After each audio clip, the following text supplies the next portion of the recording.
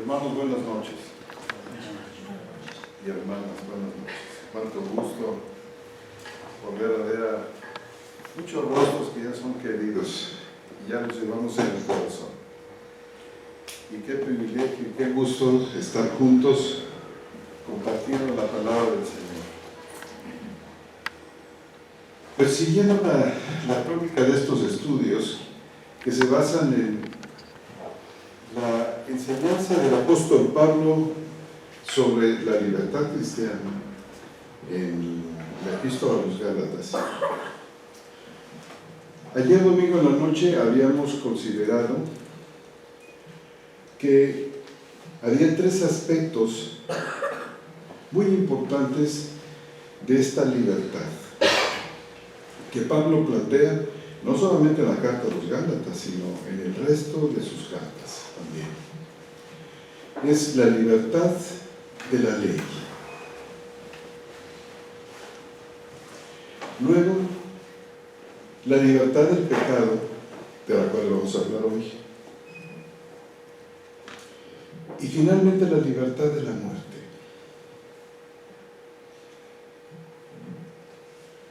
Y esta parte, esta segunda parte, este planteamiento del apóstol Pablo con respecto a la libertad del pecado, trae consigo una de las doctrinas, creo yo, más maravillosas que se hayan llegado a plantear en la Escritura, y podemos decir una de las ideas más brillantes del mundo. Una verdadera genialidad de Dios, una maravilla de la ciencia de Dios.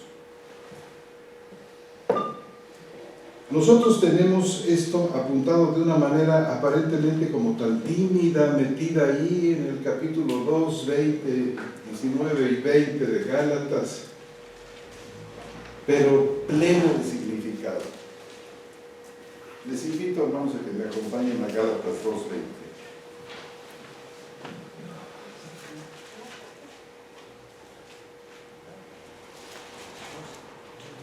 El tema es la ley, la libertad de la ley, fundamentalmente en Gálatas. Por la situación que Pablo había enfrentado con unos judaizantes que se le habían colado por ahí en la iglesia de Antioquía. Pero este pasaje del 20 y 21 ya anota, ya apunta hacia la gran enseñanza del apóstol Pablo con respecto a la libertad del pecado. Dice, porque yo por medio de la ley, a la ley he muerto, a fin de vivir para Dios. Con el Mesías he sido juntamente crucificado.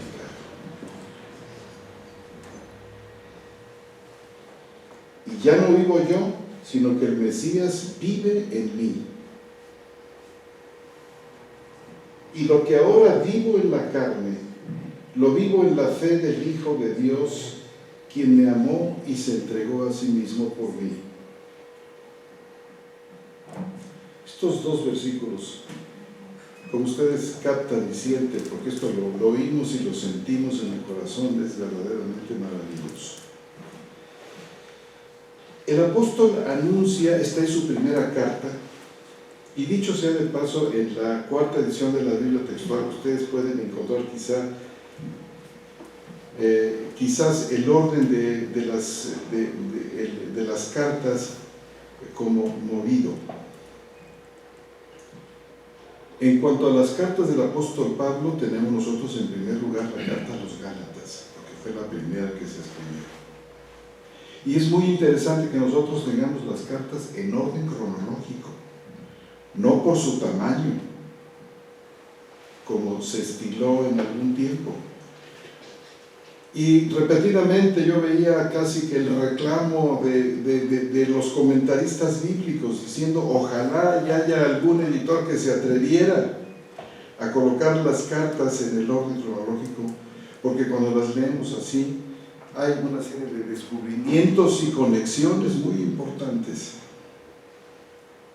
Y bueno, la primera carta es Gálatas, interesante porque es la primera mención del apóstol en forma escrita de estas verdades y de estas cosas, que por supuesto el apóstol, en la medida en que pasa el tiempo y las necesidades de las iglesias lo hacen necesario, el apóstol evidencia un profundo conocimiento. No es que el apóstol haya evolucionado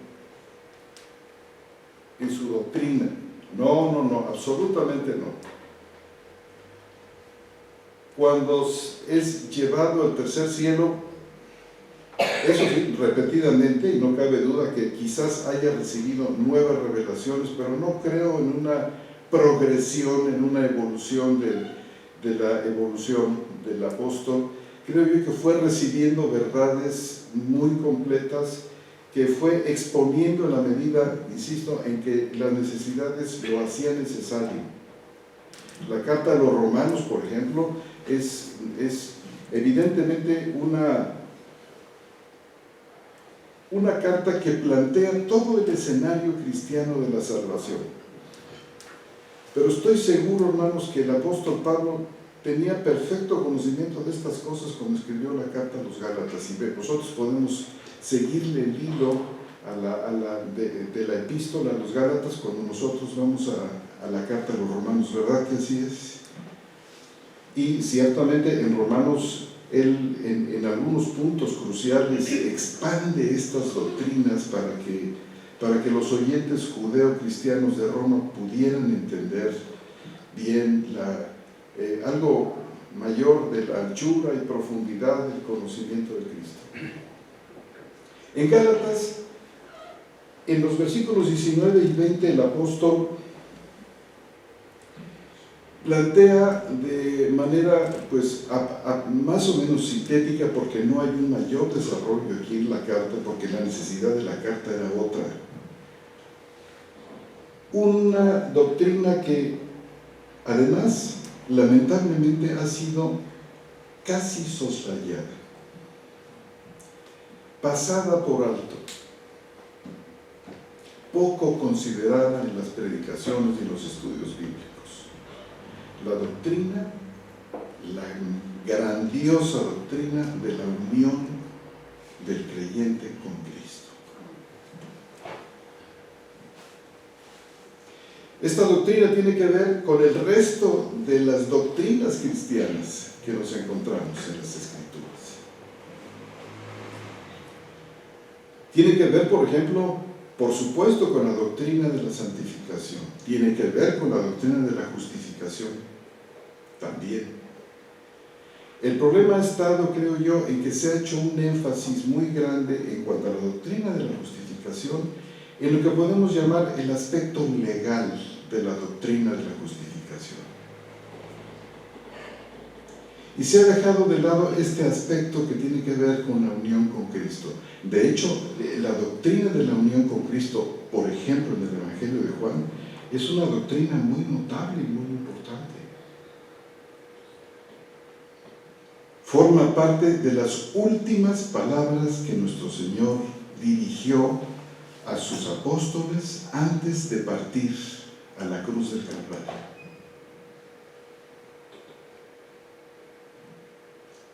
Y por un segundo, nada más sin quitar el dedo ahí de Gálatas, quiero que vayamos a Juan capítulo 17,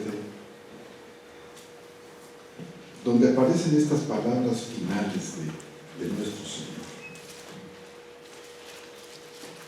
Fíjense ustedes que de los capítulos 13 al 17 se forman las últimas palabras y la última enseñanza de nuestro Señor.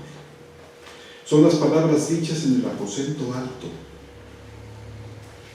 Las palabras dichas cuando nuestro Señor tomó la Pascua con los discípulos. Es muy interesante, y dicho sea de paso, que no hay realmente una mención en Juan sobre aquellas palabras de la institución de la Cena del Señor, de que toma la copa y toma el pan y les invita a participar de los dos.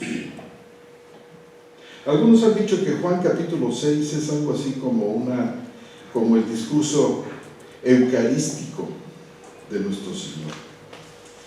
Pero tampoco es correcto, porque en aquella ocasión cuando nuestro Señor habló, por ejemplo, el que come mi carne y bebe mi sangre,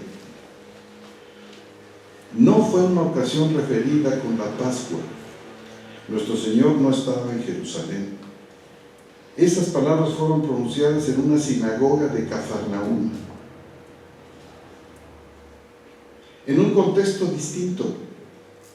No fueron dichas en la intimidad a los discípulos como nosotros vemos que celebra la Pascua con sus discípulos, sino en una situación diferente que acabó hasta en una estampida de algunos de los supuestos discípulos que se sintieron tremendamente agredidos y después de que nuestro Señor dijo estas cosas y se preguntaban entre ellos, bueno, esta palabra, ¿quién la puede soportar? Y muchos se fueron, dice ahí, se apartaron de él, al punto de que nuestro Señor se voltea a los 12 y les dice: ustedes quieren irse también, váyanse.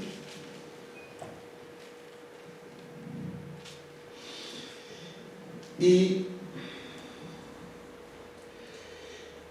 estas palabras de nuestro Señor, aunque aquí se antoja quedarse un buen rato a hacer una exégesis detallada de Juan capítulo 6, estas palabras de el que come mi carne y bebe mi sangre, por supuesto que no son eucarísticas, y son la primera expresión en forma como de metáfora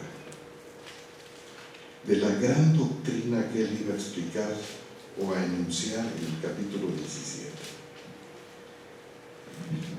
Y una vez más, un dedo adicional ahí puesto en Juan 6 para irnos a Juan capítulo 17, que era realmente a donde yo quería que fuéramos.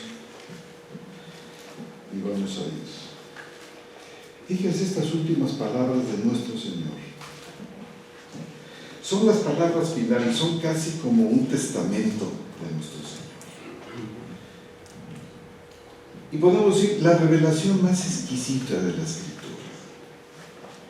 la promesa más luminosa de todas, el destino maravilloso de los suyos, la culminación, el objeto final, el punto focal del nuevo pacto en cuanto a sus resultados lo tenemos aquí. Y donde se muestra que de veras de qué manera amó Dios al mundo. El Dios infinito amando infinitamente. El Dios infinito sorprendiendo infinitamente a sus criaturas, a sus discípulos, a sus hijos, a sus hijas, con estas palabras. Dice nuestro Señor, capítulo 17, versículo 20: pero no ruego solo por estos, se refiere a sus 12 discípulos, en aquella oración intercesoria que hace nuestro Señor, porque esta forma parte de una oración, su oración final con ellos antes del Getsemaní. No ruego solo por estos, sino también por los que han de creer en mí por la palabra de ellos, para que todos sean uno. ¿De qué manera? Pide en nuestro Señor por la unidad. Dice: tu Padre en mí y yo en ti, que también ellos estén en nosotros, para que el mundo crea que tú me enviaste. Yo les he dado la gloria que me has dado, para que sean uno como nosotros somos uno.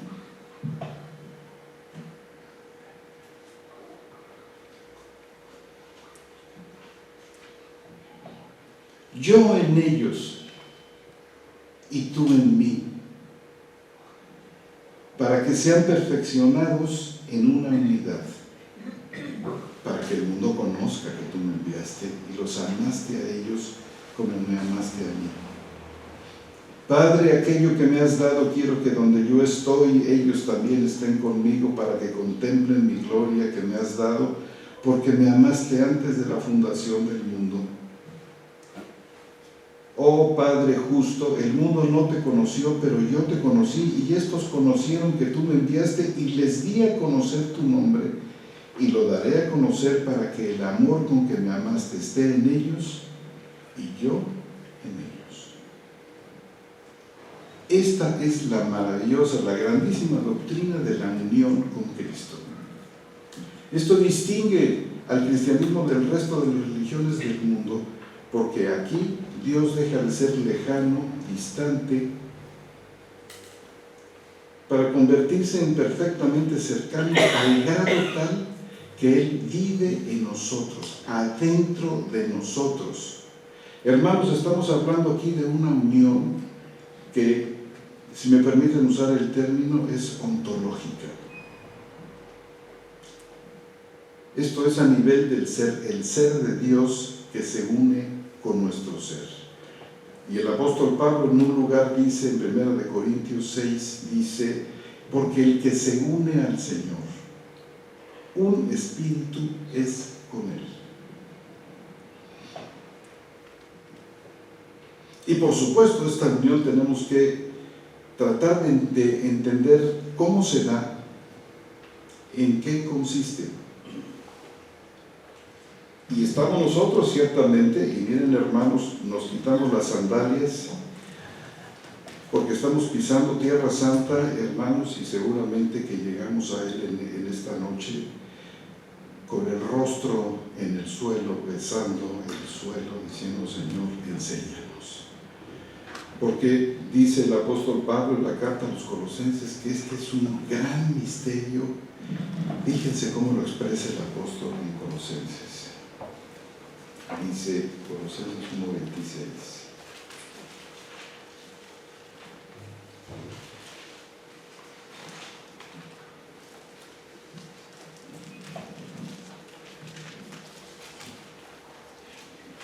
Con un poco de contexto desde el versículo 24. Colosenses 1:24. Ahora me regocijo en los sufrimientos por vosotros y completo en mi carne lo que faltaba de las aflicciones del Mesías por su cuerpo, que es la iglesia, del cual yo llegué a ser ministro según la administración de Dios que me fue dada para con vosotros, a fin de que proclame plenamente la palabra de Dios. Esta proclamación plena, dice Pablo, que es el misterio oculto. Noten ustedes en términos de qué Pablo plantea esta proclamación. O sea, esto es algo que no puede faltar de la nuestra cuando hablamos del Evangelio. El misterio oculto desde los siglos y edades, pero ahora manifestado a sus santos, a quienes Dios quiso dar a conocer cuál es la riqueza de la gloria de este misterio entre los gentiles, que es Cristo en vosotros, la esperanza de gloria. Cristo en nosotros. Esta es una frase que nosotros hemos visto repetidamente, ¿verdad?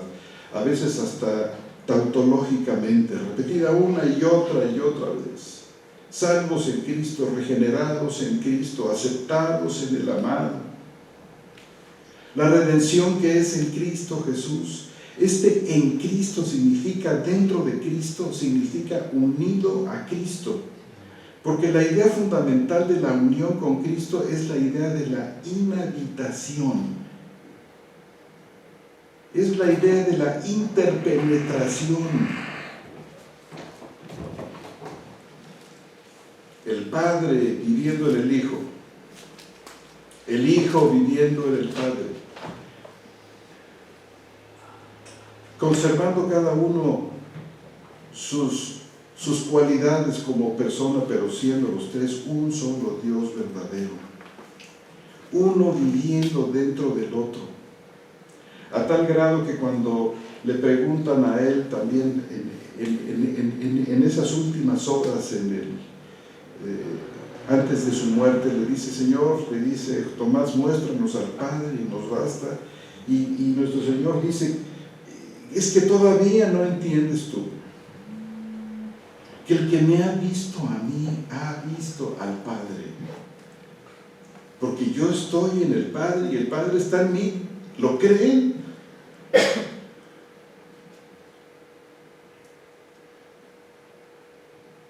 Y así como el Hijo está en el Padre, y dice aquí en Juan 17: tu Padre en mí y yo en ti, que ellos estén en nosotros, para que sean uno como nosotros.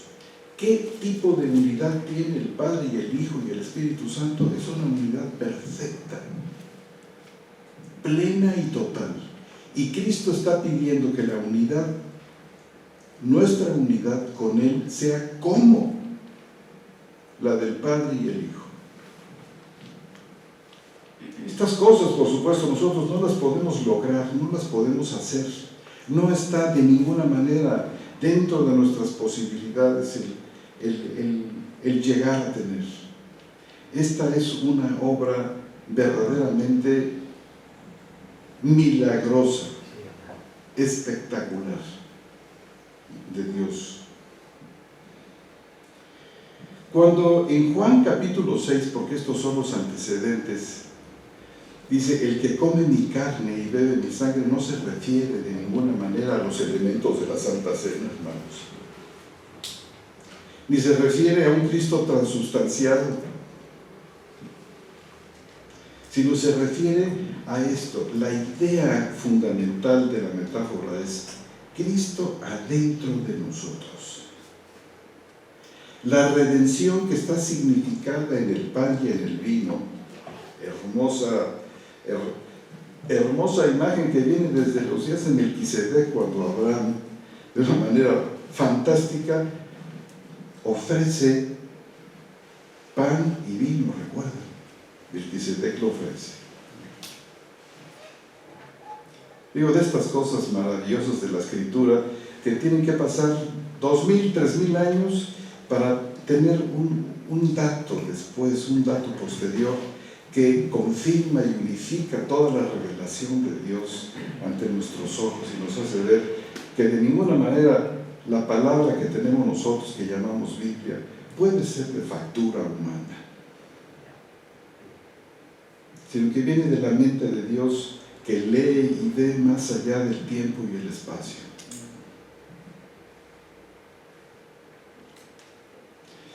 En este caso, la redención, que también es el amor del Padre y el amor del Hijo, y que también simboliza el cuerpo partido de Cristo, porque lo significa ciertamente, pero no es eucarístico, sino más bien la idea es algo que se come y al comerlo lo hacemos nuestro, como cuando comemos comida, cuando comemos pan, cuando tomamos vino.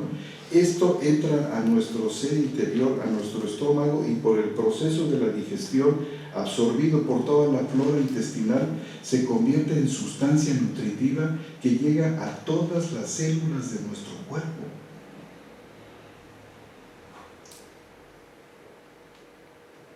Cristo interiorizado. Ya lo había dicho aquí en Juan capítulo 6, y lo había venido diciendo en otros lugares, aunque de momento no se hizo mucho énfasis, nuestro Señor no lo hizo.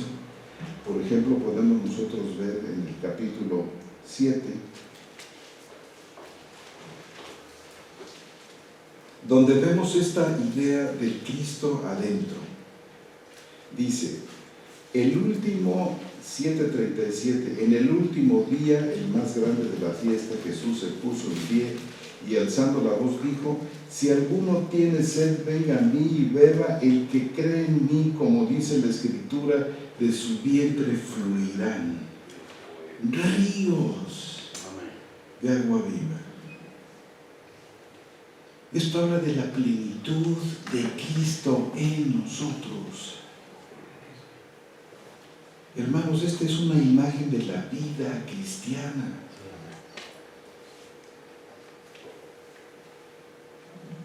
Esto dijo acerca del Espíritu que iban a recibir los que creyeran en Él, porque todavía no había Espíritu. Pues Jesús no había sido aún glorificado. Y luego, más adelante, en el capítulo, ahorita les digo cuál,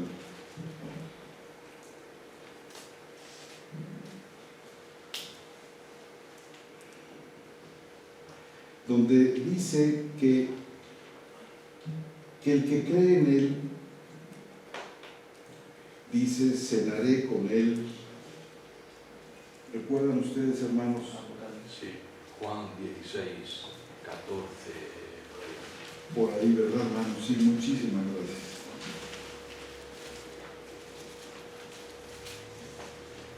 Cenaré con Él y Él conmigo.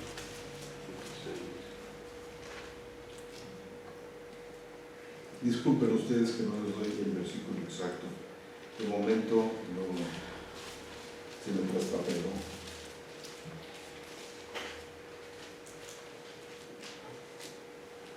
Juan 14, 23. También en el contexto ya de la cena. Dice, respondió Jesús y le dijo, si alguno me ama, mi palabra guardará, y mi Padre lo amará, y vendremos a Él, y haremos morada con Él.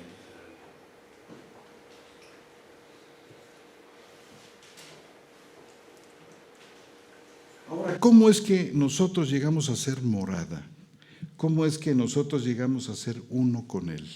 ¿Cómo es que se da esta unión que en términos muy teológicos, y aquí va una palabra dominguera, que es perijóresis? Una palabra trinitaria, una palabra del siglo III y IV que ya se nos perdió. Algunos dicen que perijóresis está formado de dos palabras, peri, alrededor, en torno de, y joreo, que quiere decir danzar. Como si existiera una danza de amor entre los miembros de la Trinidad en cuanto a su igualdad. Y bueno, es una imagen bonita, aunque la palabra joreo también significa estar algo dentro de algo, acentuado por la preposición peri. La perijóresis es la penetración profunda de una persona en otra.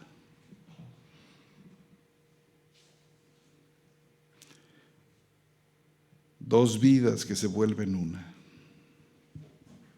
En estos términos, Atanasio, en el siglo III, en aquellas controversias cristológicas, los capadocios en el Concilio de Constantinopla en el siglo IV, plantearon la doctrina de la Trinidad.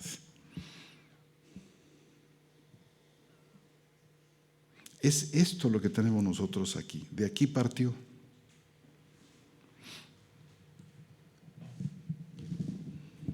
Y es precisamente el Evangelio de Juan el que nos ayuda a entender estas cosas, esta gran verdad de la unión con Él, y nos muestra de dónde viene, de dónde parte, y lo hace precisamente en el diálogo aquel que nuestro Señor sostiene con Nicodemo. En el capítulo 3, si me hicieran el favor, hermanos, de acompañarme ahí. Capítulo 3 y versículo 3. Con un poquito de contexto con el versículo 1 y 2. Había un hombre de los fariseos que se llamaba Nicodemo, un magistrado de los judíos.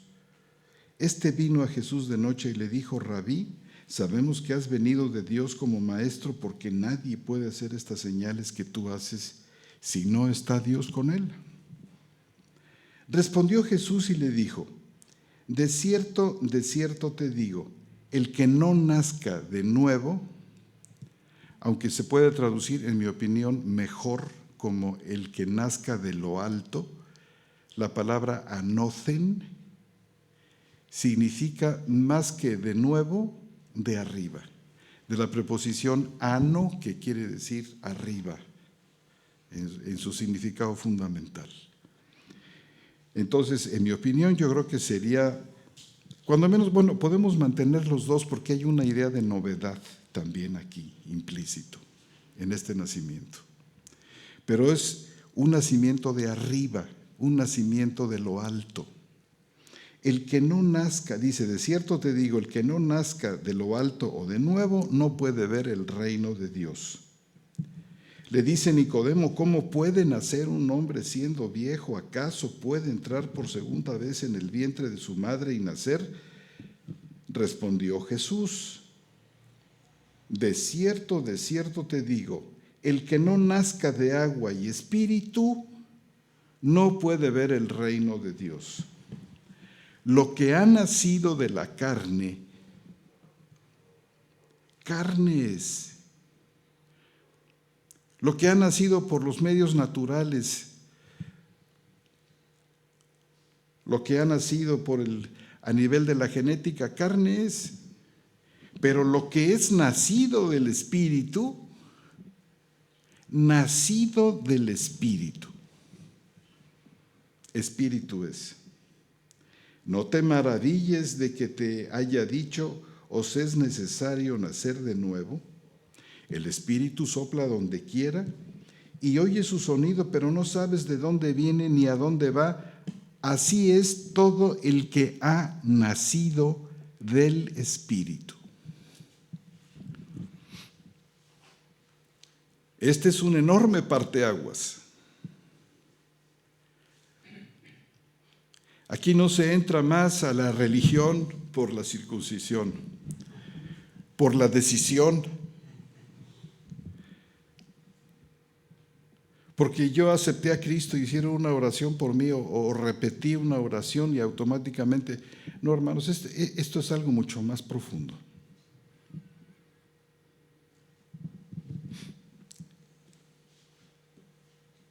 Y por supuesto, nos preguntamos nosotros, bueno, si hay dos nacimientos, uno que es según la carne, a través de nuestros padres humanos, nacidos de voluntad humana, como Juan nos lo dice en el capítulo 1, fíjense ustedes en el versículo 13,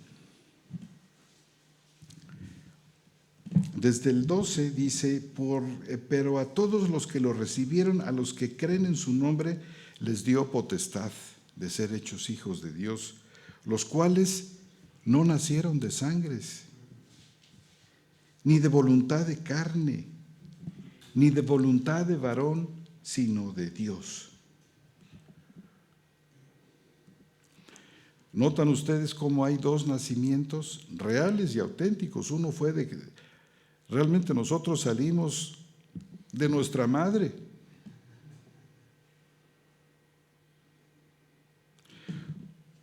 Pues así, hermanos, en este nuevo y eterno pacto, los hijos suyos nacen de la misma manera aproximadamente como nacen los hijos de sus madres. Son paridos por Dios.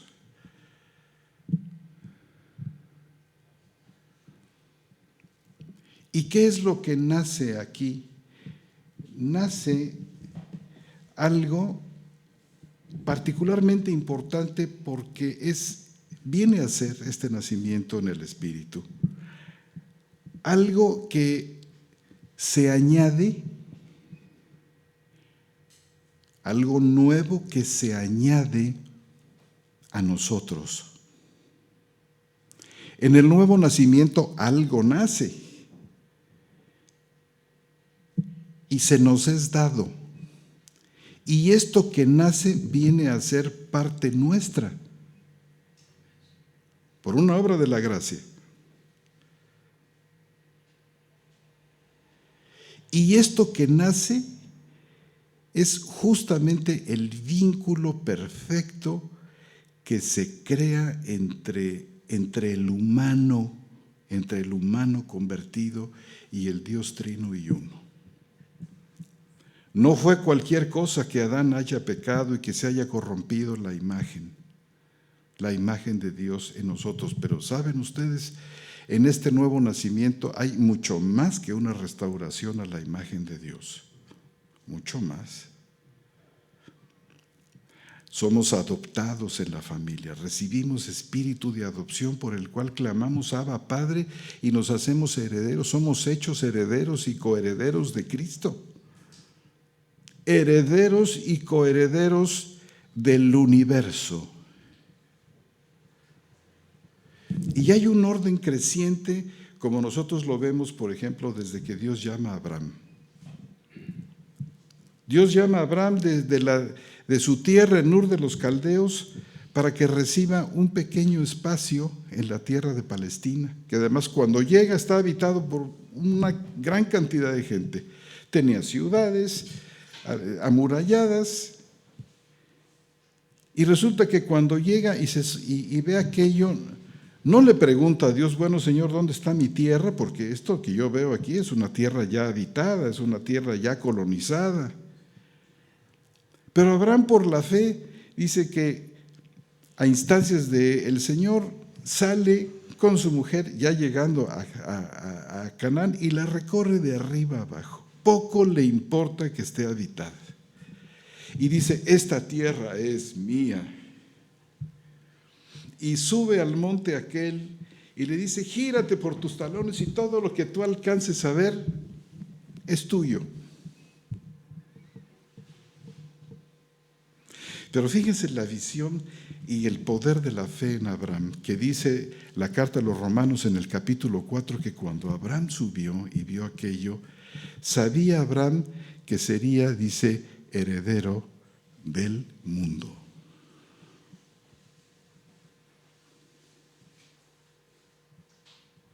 Fíjense ustedes, Romanos capítulo 4, para que si están ustedes tomando nota de estos pasajes, se los lleven a su casa, hermanos y hermanas, y puedan ustedes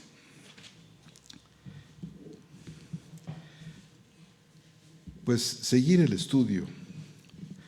Dice capítulo 4 de Romanos, versículo 13, porque no por medio de la ley fue dada a Abraham o a su simiente la promesa de que él era heredero del mundo,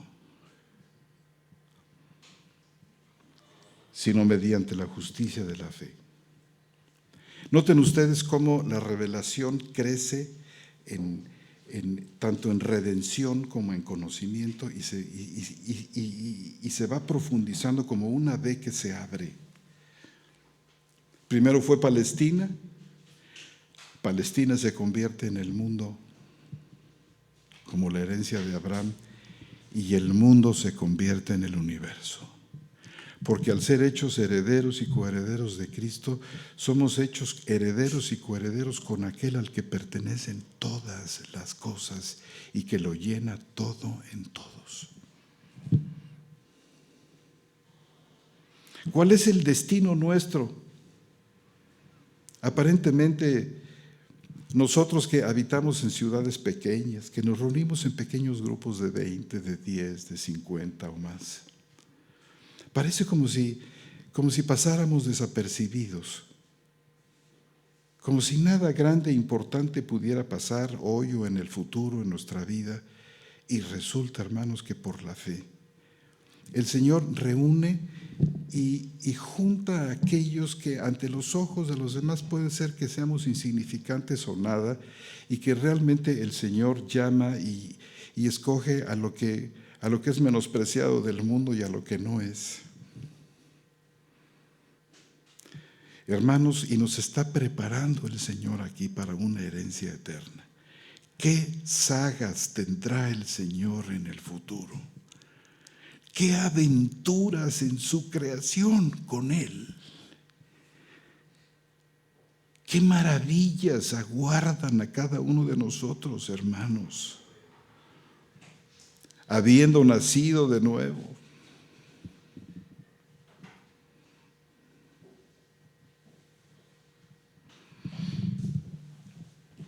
El profeta Ezequiel había hablado esto y decíamos la vez pasada, dice, he aquí yo os limpiaré. Y una vez más vayamos a este pasaje, y discúlpenme hermanos que los traiga de aquí para allá, pero los versículos son muy, muy importantes, son versículos que se cumplen en este tiempo.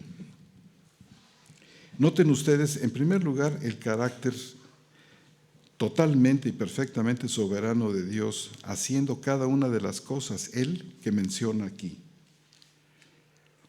Esto va mucho más allá del pacto mosaico, por supuesto, del pacto con Moisés.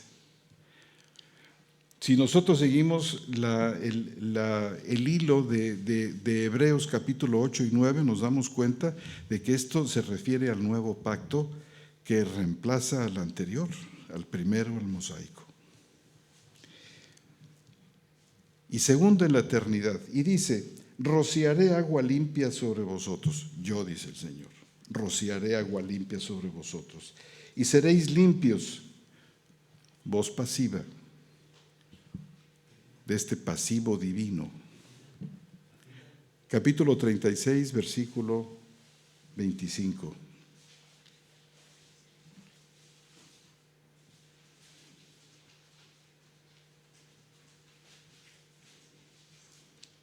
Rociaré agua limpia sobre vosotros y seréis limpios de todas vuestras inmundicias y os limpiaré de todos vuestros ídolos. Ahora noten ustedes, os daré un corazón nuevo.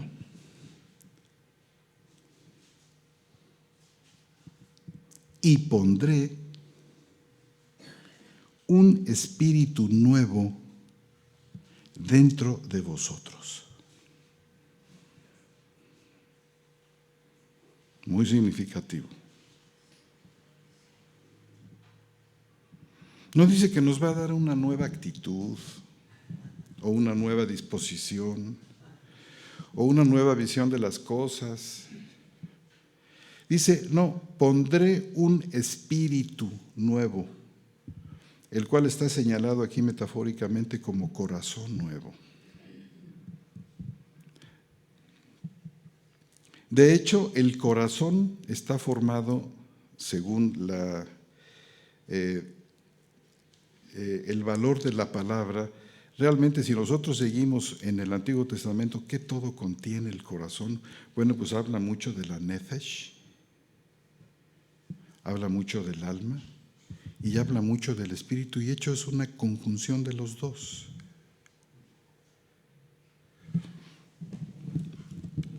Pondré un espíritu nuevo dentro de vosotros y quitaré de vuestra carne el corazón de piedra y os daré un corazón de carne. Mezcla la metáfora con la realidad. Corazón de piedra, corazón de carne. Dice, un espíritu nuevo. Un cambio profundo en la naturaleza humana. Y dice, para que, fíjense cómo en el versículo que sigue, en el 27, para que no nos confundamos y pensemos que este nuevo espíritu es el espíritu de Dios, en el versículo 27 lo distingue de este espíritu nuevo que pone sobre nosotros. Dice, y pondré dentro de vosotros mi espíritu. O sea, pondré un espíritu nuevo dentro de vosotros. Y añade, y pondré mi espíritu.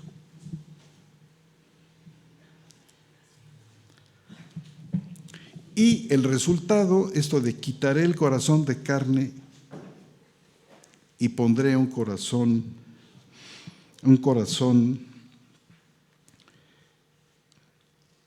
de carne, dice, yo haré que andéis en mis estatutos y guardéis mis preceptos y los pongáis por obra. Noten ustedes el carácter totalmente monergístico, es decir, totalmente de Dios solo. Aquí no tenemos una sinergia, una combinación de fuerzas entre las nuestras humanas y la de Dios. porque Dios sabe que nunca ha podido funcionar esto y que el hombre es demasiado débil por su pecado, porque todavía está anclado al pecado de Adán y sus consecuencias, que dice, yo haré. Así como les dijo a los judíos que primero les manda y les dice, circuncidad vuestro corazón, porque tiene que mandarlo, porque tiene que decirlo, porque Él como juez y como legislador tiene que decir qué es lo que se tiene que hacer.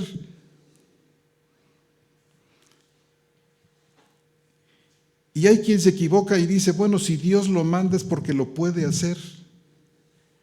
Pero esto está equivocado.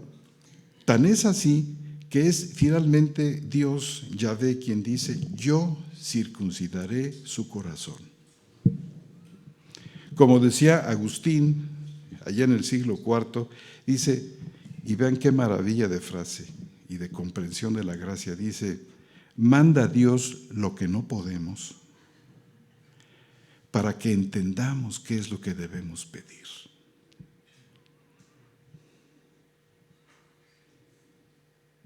Manda a Dios lo que no podemos. Y hermanos, debemos decir, no hay un solo mandamiento que pueda ser realmente ejecutado de acuerdo a la voluntad de Dios, de ese Señor que nos dice, anda delante de mí y sé perfecto. A menos que el Señor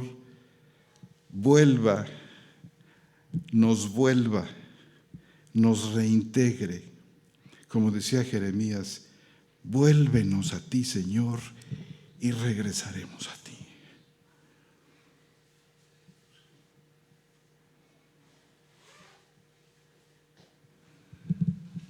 Y Agustín en otra frase decía, Señor, da lo que mandas y manda lo que quieras.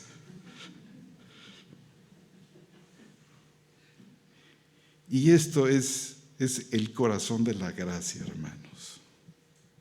Dios haciendo en nosotros lo que es agradable delante de Dios. Yo haré que andéis en mis estatutos, yo pondré mi temor en vuestro corazón para que no se aparten de mí. O sea, Dios está decidido a mantenernos dentro de los límites de su amistad exquisita, que eso es el pacto.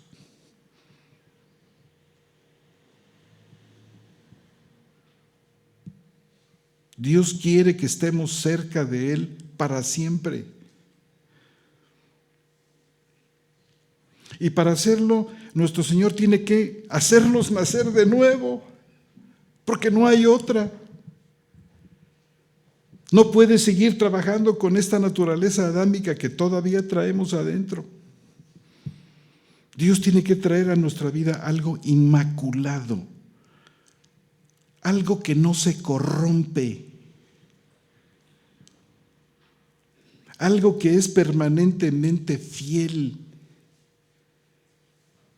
algo que es inquebrantablemente de una sola pieza y de una sola voluntad con Dios, totalmente distinto al hombre caído y miserable, adámico, sujeto a la muerte y al pecado. Es este espíritu nuevo que dice Ezequiel. Es esto que recibimos nosotros en el nuevo nacimiento. Y que Pablo lo llama el hombre nuevo.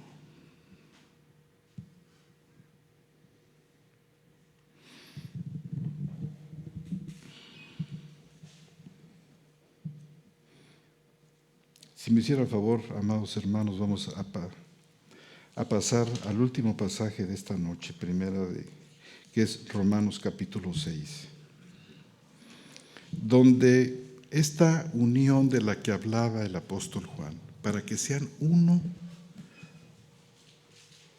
en nosotros, así como tú, Padre, en mí, yo en ellos. Esta unión, como por donde más o menos está engarzada también. Dice Romanos capítulo 6, versículo 1, ¿qué pues diremos? ¿Permanezcamos en el pecado para que la gracia abunde? De ninguna manera, porque los que hemos muerto al pecado, ¿cómo viviremos aún en él? ¿No sabéis que todos los que fuimos bautizados en Jesús el Mesías, fuimos bautizados en su muerte? Por tanto, fuisteis sepultados juntamente con él para muerte por el bautismo, para que así como el Mesías fue resucitado de entre los muertos por la gloria del Padre, así también nosotros andemos en novedad de vida. Porque si hemos llegado a ser injertados en la semejanza de su muerte, también lo seremos en la de su resurrección, sabiendo esto que nuestro viejo hombre fue crucificado juntamente con él, a fin de que el cuerpo del pecado fuera desactivado para no servir más al pecado. Noten ustedes, muertos con él, sepultados con él, resucitados con él. Y Pablo acuña 3 palabras nuevas aquí. Y en la carta a los Efesios nos va a decir sentados juntamente con él en los lugares celestiales. Y saben, usa el tiempo pasado del verbo, no dice estaremos sentados en los lugares celestiales, sino dice fuimos sentados, voz pasiva, por supuesto, que se nos sienta, no que vamos nosotros allá a sentarnos, sino somos sentados juntamente con él en los lugares celestiales. Hermanos, en el control maestro del universo, el trono de Dios. Algo que ya comenzamos a experimentar porque los poderes del siglo venidero ya están obrando en nosotros. No tenemos todavía la plenitud de esto. No, hermanos, cuando llegue, Dios mío,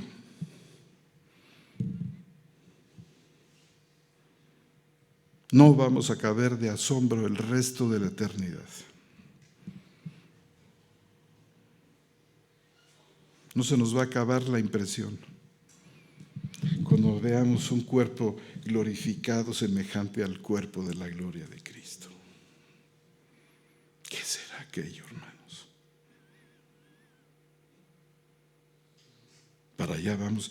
Es como alguien decía por ahí, algún gran teólogo decía, estamos viviendo una situación del ya, pero todavía no. Pero hermanos, el ya es tan seguro, el ya es tan firme, el ya es tan glorioso en nosotros, y esto va de menos a más. Hermanos, que la compleción de todas estas cosas va a ser verdaderamente espectacular. Los ángeles, hermanos, que están viendo atentamente todas estas cosas, hermanos, tampoco caben de asombro al ver de qué manera el Señor se las gasta con nosotros en la salvación. El Señor está echando la casa por la ventana con nosotros, hermanos. Y fíjense ustedes, nos muestra aquí Pablo en Romanos capítulo 6 que no solamente Él muere por nosotros, lo cual es cierto, pero es solamente la mitad de la historia. No solamente Él es nuestro representante, muere por o en lugar de nosotros, sino que dice, nosotros morimos con Él. Y todo el ciclo de sepultura, muerte, culmina inevitablemente en la resurrección con Él. Y así como somos llevados, y no se nos preguntó, así como somos llevados a su muerte y a su sepultura. Y nuestro Señor era imposible que fuera retenido por la muerte y fue llevado, y fue exaltado, así también nosotros que corremos la misma suerte que Él porque estamos en Él. Ninguno de nosotros ciertamente tiene conciencia de que estuvimos alguna vez en la cruz del Calvario ahí con Él. Pero tenemos ciertamente el efecto, y esto fue realmente lo que pasó según la revelación del Espíritu Santo en Pablo. quiere que lo sepamos, aunque no lo entendamos. Pero esto fue lo que pasó. Se nos unió con Él. Ya estaba planeado por Dios, quien nos dio gracia desde antes de los tiempos de los siglos. Y faltaba nada más el momento en que nosotros apareciéramos allí en el horizonte. Y que llegara el momento particular de Dios en que nos llama con llamamiento santo, el llamamiento que trae acompañada la vida, el llamamiento que abre los ojos, el llamamiento que nos permite ver la belleza de Jesús, que nos permite comprender su amor. ¿Cómo no le vamos a decir que sí?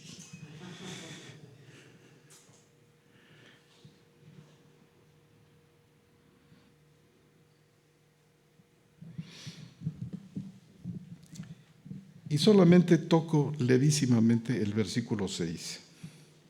Sabiendo que nuestro viejo hombre, todo esto como resultado de este proceso, vamos a llamarlo así,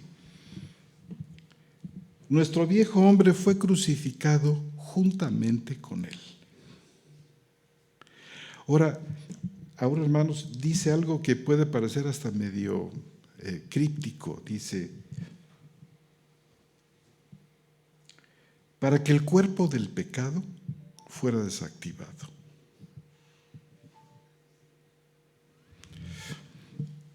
Este viejo hombre, en contraste con el nuevo hombre, que es de factura divina, dice, es creado por Dios, dice la carta a los Efesios, porque somos hechura suya, creados en Cristo.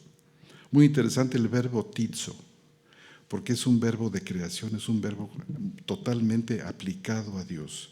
Aun cuando la Septuaginta dice pieo, como crear ahí, la verdad es que tizo es un verbo exquisito que se aplica generalmente a la creación. Somos creados. Así como el nuevo hombre vive por el poder de Dios, el viejo hombre, dice, es crucificado. El viejo hombre tiene que ver con lo que Pablo llama la sarx, S-A-R-X. La sarx es la palabra griega para designar esta tendencia pecaminosa en el hombre.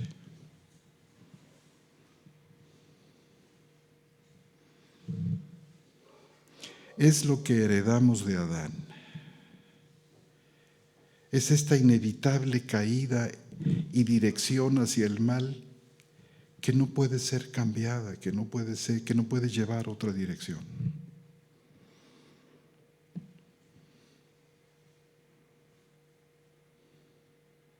Es el corazón de piedra. Es el instinto y la pasión del pecado que no podemos evitar.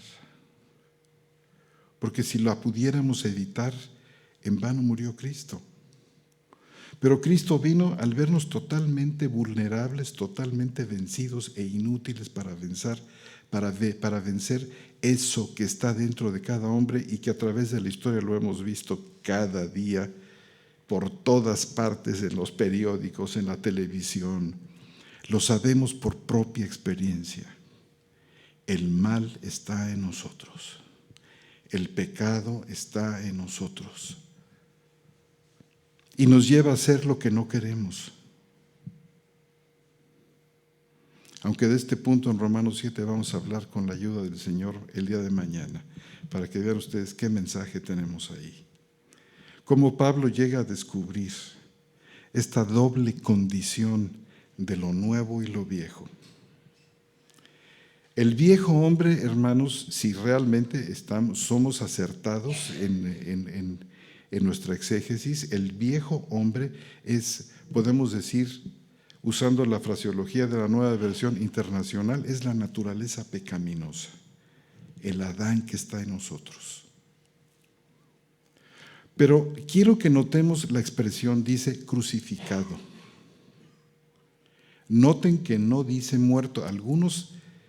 Yo creo que se confunden aquí cuando dicen que este viejo hombre está muerto, porque dice ahí que está crucificado. Pero no es así. Si este hombre viejo es la carne, la naturaleza pecaminosa humana, la fuente de los pecados y de la rebeldía hacia Dios, si realmente muriera, pues entonces se acabó el problema del pecado. Automáticamente dejamos de pecar para siempre,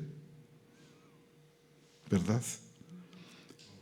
Pero resulta que no es así, porque el apóstol Pablo nos dice una y otra vez que hagamos morir lo terrenal que está en nosotros.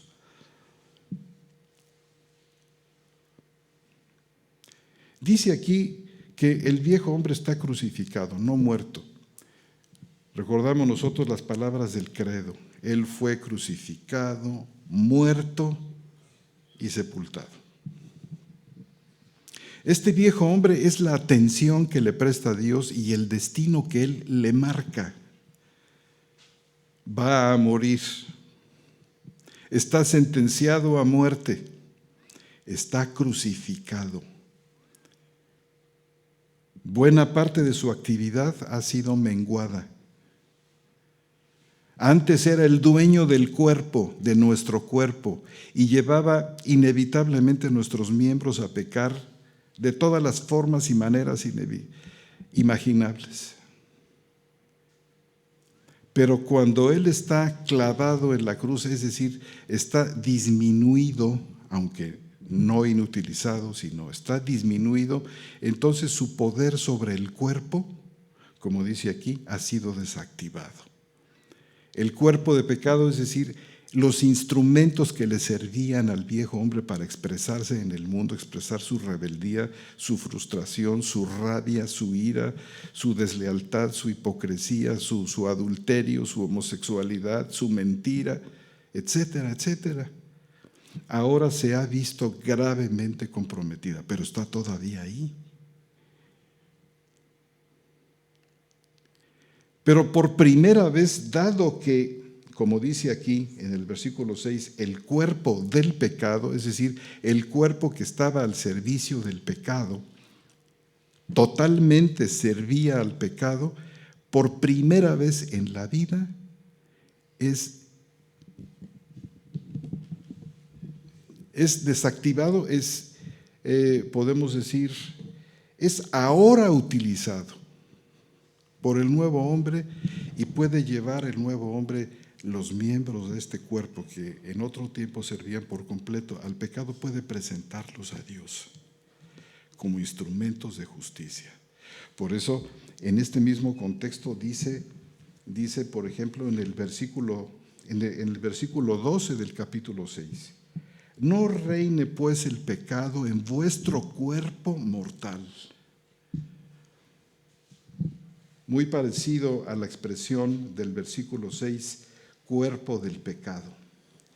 Ni tampoco presentéis vuestros miembros como instrumentos de iniquidad para el pecado, sino presentaos vosotros mismos a Dios como viviendo fuera de los muertos y vuestros miembros a Dios como instrumentos de justicia. Y esta idea nos la presenta también en el versículo 18 y 19. Y habiendo sido libertados del pecado, y este es justamente el punto de esta libertad de la que Pablo habla en Gálatas, que mencionábamos al principio, libertados de la ley y libertados del pecado.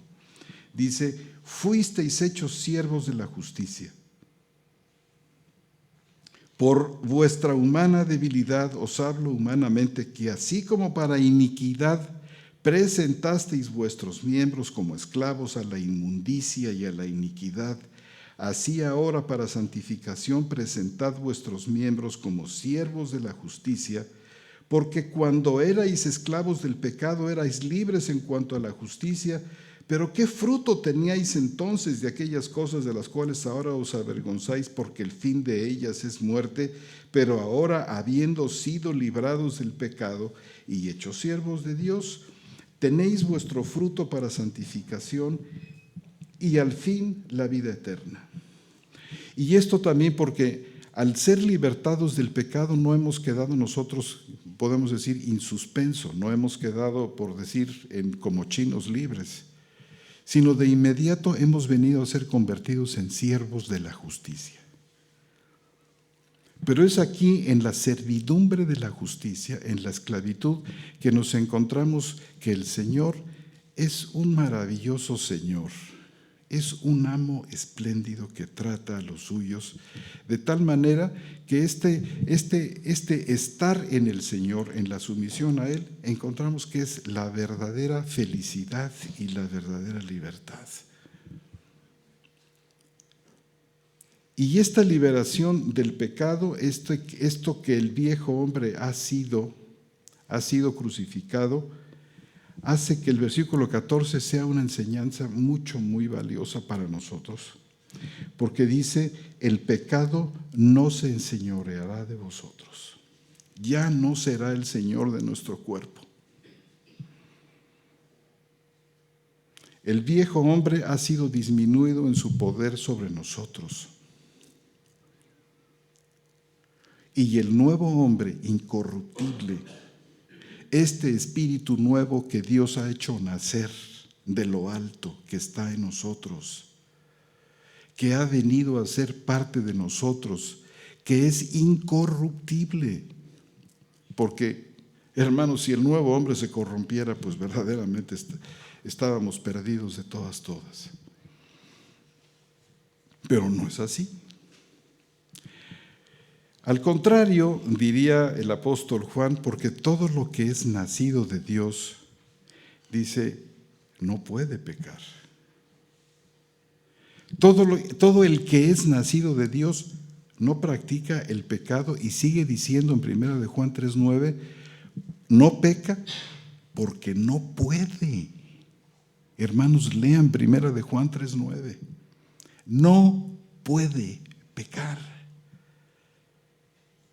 Es exactamente el contrapeso del viejo hombre. Esto que está en nosotros, que nos hace adorarlo, que nos hace entender su verdad, toda esta nueva voluntad y dirección en la vida que Dios nos ha dado, es la dirección del nuevo espíritu que está en nosotros.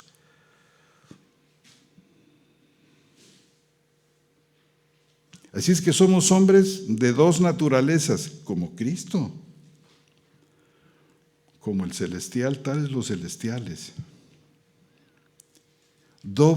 Una doble situación interna que Pablo registra cuidadosamente en Romanos capítulo 7. Esto porque yo sé que lo sé perfectamente, hay una serie de preguntas relacionadas con esto. ¿Cómo entendemos la situación del pecado? Cosas que vamos con la ayuda del Señor a resolver para el estudio de mañana en la noche, donde yo creo que tenemos varias sorpresas ahí. Si es que no han sido todavía bien sorprendidos esta noche, pues mañana yo espero que sean muy bien, muy fuertemente sorprendidos por esta revelación del Señor. Y entremos a hablar con gran detalle sobre este nuevo hombre, donde nos dice Pablo que nos vistamos de él. Bueno, hermanos, pues ya es una hora de enseñanza esta noche, quizá muy fuerte, muy conceptuosa, pero que descansen ustedes y que el Señor hable a su corazón a través de su palabra esta noche. Muchas gracias, hermanos. Buenas noches.